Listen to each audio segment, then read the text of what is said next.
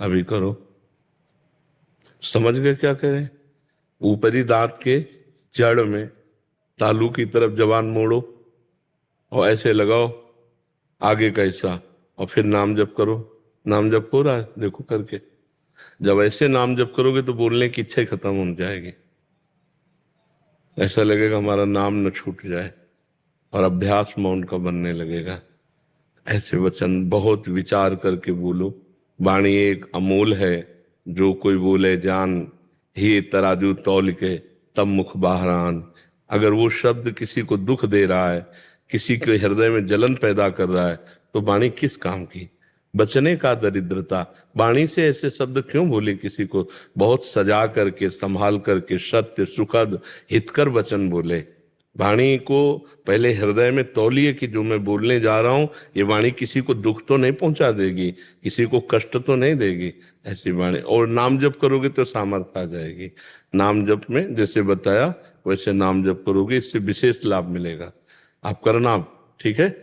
और जब कभी बोलने का अवसर आवे तो पहले मौन रहो और विचार करो कि जो मैं बोल रहा हूं इससे इनका मंगल होगा, इनका हित होगा, तो हम बोल देंगे। नहीं तो मौन, दांत ऐसे पीस करके उनसे बांध लिए, नहीं बोलना, और नाम चलाओ। तो इससे जो कहें वैसा करोगे तो फिर लाभ मिलेगा। नाम जब करोगे तो खुला ऐसा आनंद और ऐसे मधुर वचन हो जाएंगे कि दूसरे को दुख देने की आपकी हिम्मत नहीं पड़ेगी, क्योंकि हृदय कोमल हो जाएगा। जैसे हृदय मलिन होता है तो कठोर वचन बोल के दूसरों को दुख पहुंचा के वो हर्षित होता है।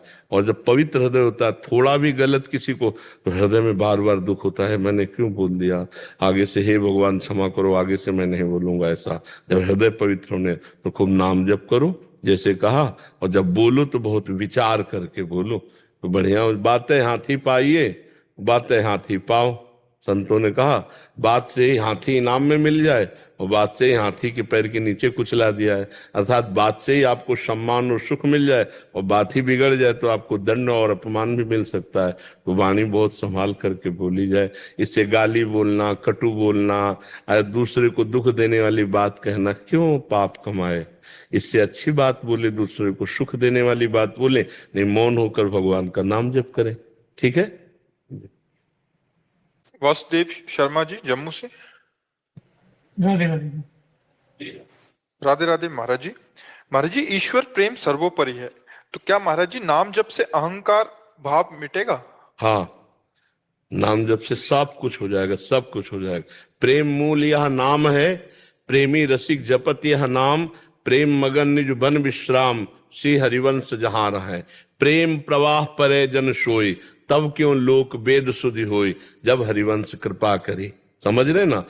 नाम से ही प्रेम प्रकट होता है, और प्रेम जब प्रकट होता है तो ये कठोर अहंकार का नाश कर देता है। प्रेम सब कुछ संभाल लेगा, और प्रेम प्रकट होता है नाम। जितना अधिक नाम जप करोगे उतने सब ठीक होता जाएगा। अलग से आपको कुछ करने की जरूरत नहीं। एक ये नाम ऐसी औषधि सब ठीक कर देगा। जा सुनाम भव भेषज, हरन घोर त्रयशूल।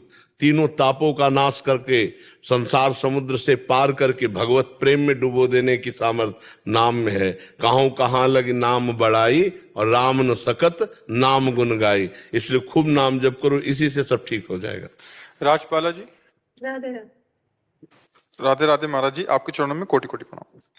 महाराज जी, एक संशय बना रहता है कि आपके द्वारा बताए गए नाम जप की महिमा का महत्व समझकर निरंतर नाम जप का प्रयास करती हूँ आपकी कृपा से। हे गुरुदेव भगवान, आपकी वाणी से पता चला कि हमारे संचित क्रियामान और प्रारब्ध कर्म होते हैं। गुरुदेव, हमें कैसे पता चले कि हमारे जीवन में आने वाली अनुकूलता या प्रतिकूलता, इन तीनों में से कौन से कर्म का फल है? क्रियामान और प्रारब्ध कर्म होते हैं, तो जो हमारे, देखो, पहली बात तो है कि जो संचित होते हैं वो गोदाम है, उनका इस जन्म से अभी कुछ लेना देना नहीं। इस जन्म में जो संचित से कुछ पाप और पुण्य लेकर रच दिए गए वो हैं। संचित तो इकट्ठा है गोदाम, ये जन्म का निर्माण हो चुका, उसमें संचित का कुछ लेना देना नहीं। अब वो प्रारब्ध भोग में सुख और दुख है, और क्रियमाण जो नए कर्म कर रहे हैं उनका अभी से कुछ लेना देना नहीं।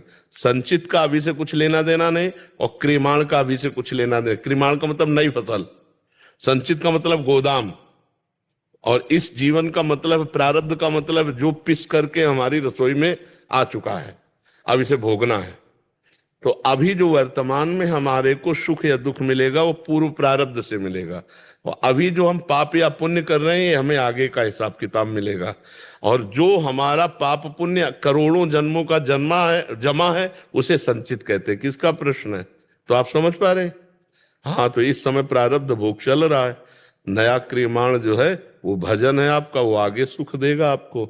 अभी तो वर्तमान में प्रारब्ध के अनुसार आप खूब भजन करो। जैसे प्रारब्ध बिगड़ा हुआ है तो आपको बाधाएं आएंगी, विपत्ति आएंगी, दुख आएंगे, ये बातें आएंगी जी। रमेश कुमार जी। जी राधे राधे। राधे राधे महाराज जी। स्वामी जी, ब्रह्मा, विष्णु जी और महेश जी या फिर ब्रह्म, पारब्रह्म सब एक ही तत्व है।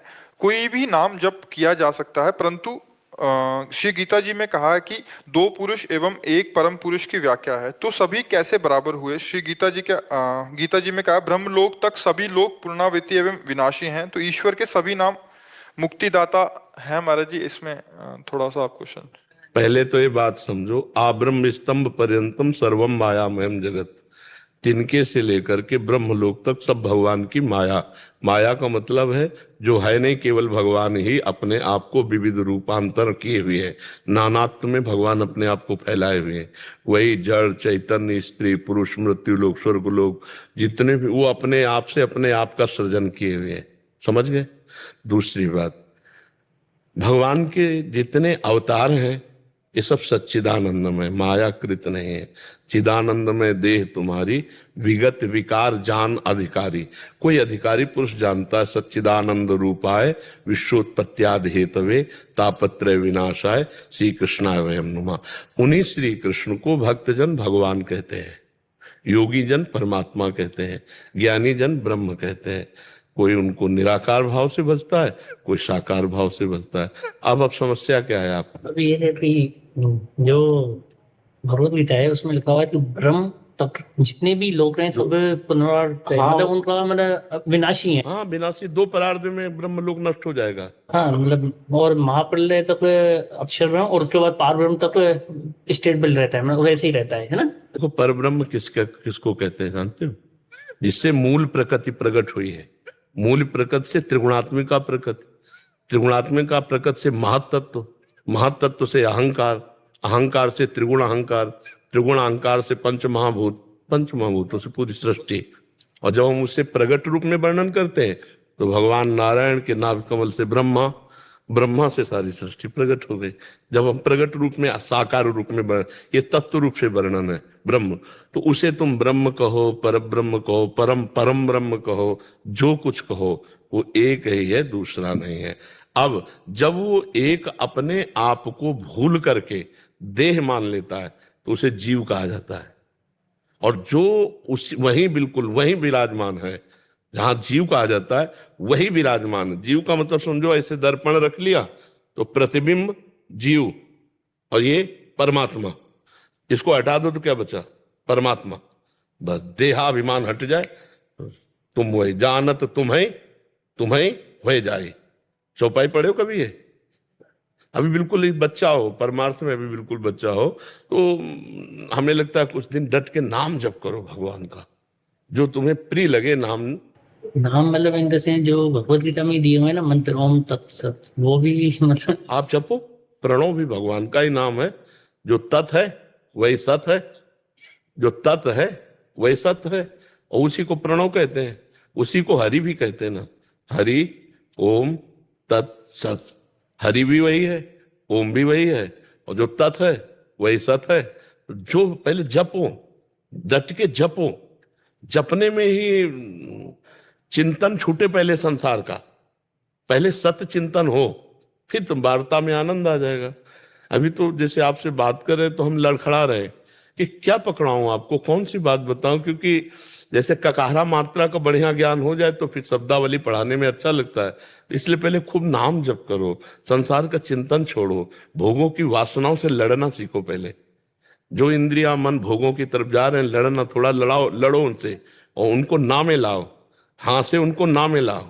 अभी तो हाँ हाँ करते हुए गुलामी कर रहे हैं हम लोग मन और इंद्रियों की। थोड़ा उनको अपने अंडर में लावें और नाम जप करें, तो धीरे धीरे समझ में आ जाएगा। गीता जी में पढ़ा है, मत्ता परतरम नान्यत किंचिदस्ति धनंजय, पढ़ा है? गीता जी का श्लोक है ये। और इसका अर्थ जानते हो क्या होता है? हे धनंजय, मेरे सिवा कुछ नहीं है। मत्ता परतरम नान्यत किंचिदस्ति, किंचन मात्र भी कुछ मेरे सिवा नहीं है। वही है। उसे आप परमात्मा कहो, उसे ब्रह्म कहो, भगवान कहो, कारण कहो, परम कारण कहो, पुरुष कहो, परम पुरुष कहो, जो भी।